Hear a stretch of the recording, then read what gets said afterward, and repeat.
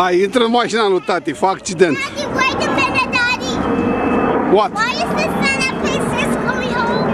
I thought Santa wants some gingerbread cookies, but there's no more of them. There's none. Oh, really? Oh! Uite lângă bere acolo. Ok, vor să schimbe.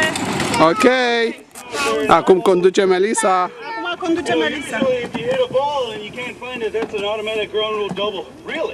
Așa, mami, vezi că puteți să vă împăcați? Hey, he's stealing stuff.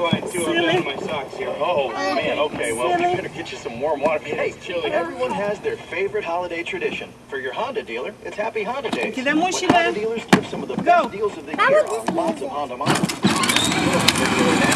Happy Honda Days.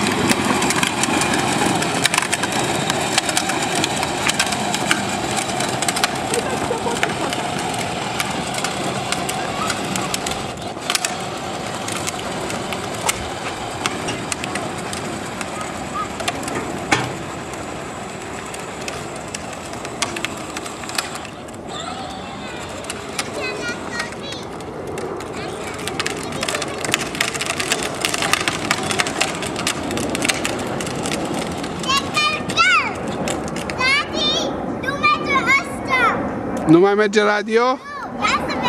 Ia să văd. Da, așa. Ia. Stop! I want another one. Nu mai apăsa. I like that Christmas song. Okay. I want that Christmas song. Ok, Christmas song. Ok, good.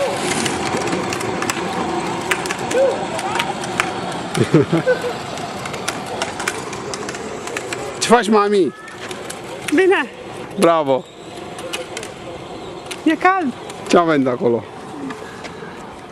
Țaca-paca? Oh, ne-am mai venit un film. Wow, ne-am scos.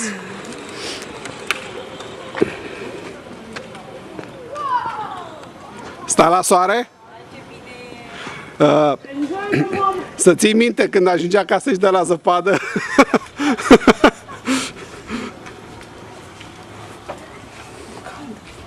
Da, pe bune, chiar cald. Uh-oh. Ce faci, mami? Hai că e bere fără alcool. E ok. Bine, tu ce faci? E ok, e ok.